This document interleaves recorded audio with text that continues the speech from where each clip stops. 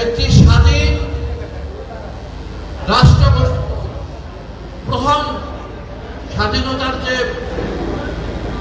কর আদায় সেটা উনি করেন এবং সেখান থেকে উনি 2500 টাকা বাংলাদেশ সরকারের তহবিলে উনি পাঠিয়ে দেন।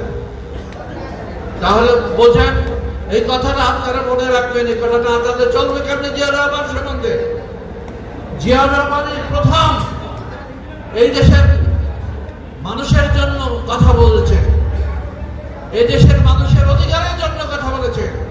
1974 সালে দুর্ভিক্ষে যখন মানুষ কুকুরের যে খাবার খায় নাই, মানুষ সেই খাবার খেয়েছে। 62 মতো মানুষ, একটি মহিলা জাল করে তার লজ্জা নিবারণ করেছে। হাজার হাজার লক্ষ লক্ষ মানুষ 74-এ দুর্ভিক্ষে মারা গেছে। তখন রাষ্ট্র ক্ষমতায় কে ছিল? শেখ মুজিবুর রহমান।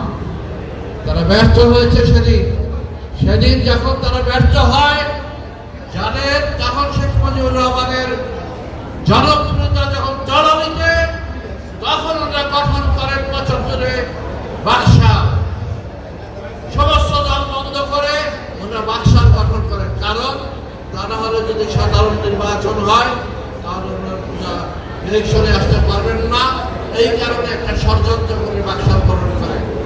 আর ওনাকে হত্যা করে কে? আওয়ামী লীগের লোক হত্যা করে।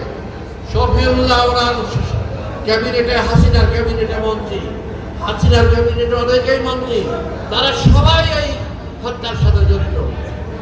ভাইরা, আপনারা যারা আপনারা বিএনপি করেন, অনুগ্রহ করব তারা একটু জিয়াউর রহমানের সম্বন্ধে তার উপর অনেক বই লেখা আছে, আপনারা পড়বেন, জানবেন, আর সাংগঠনিক নিয়ম কানুনগুলো আপনারা একটু মেনে চলবেন। তা না হলে আপনারা তো, আমরা যারা এই সংগঠন করি, আমাদের এই নিয়ম কানুন যদি আমরা না মানি তাহলে সংগঠনকে গতিশীল করা আমাদের পক্ষে সম্ভব না। কাজেই সংগঠন জিয়াউর রহমান সম্বন্ধে জানা, দেশ নেত্রী বেগম খালেদা জিয়া সম্বন্ধে জানা, যার নেতৃত্বে 90 সালে টেকনাফ থেকে তেতুলিয়া পর্যন্ত সমস্ত আন্দোলনে তুখর আন্দোলন করেছে ছাত্র নেতারা, যারা আজকে মঞ্চে অনেকে উপস্থিত এখানে আছে, অন্ধকার মাসুক সহ আরো যারা উপস্থিত আছে। আমরা সেই আন্দোলন করেছি। এই আন্দোলন করেছি কি কারণে? যে এই আরেকটা যে কথাটা অনেকেই বলে থাকে, নিঃশ্বাস জিয়াউর রহমান 100 আমাদের প্রাণপ্রিয় নেতা, বাংলাদেশের 18 কোটি মানুষের প্রাণের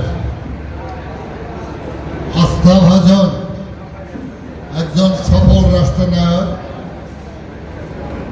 বীর মুক্তিযোদ্ধা, স্বাধীনতার ঘোষক,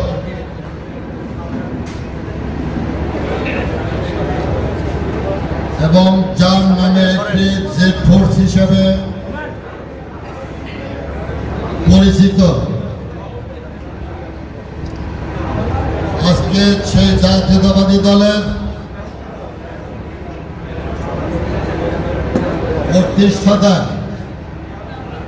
শহীদ জিয়াউর রহমানের 43তম শাহাদাত বার্ষিকী উপলক্ষে মাদারীপুর জেলায় আজকের এই দোয়া এবং আলোচনার আয়োজন করেছে।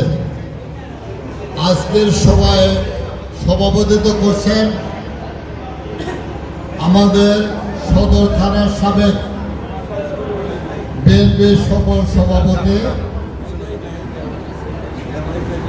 সাবেক যুব দলের অন্যতম নেতা, জেলা বিএনপির সিনিয়র যুগ্ম আহ্বায়ক, আজকের সভাপতি সভার জনাব সোহরাব হোসেন হাওলাদার মঞ্চে উপস্থিত রয়েছেন।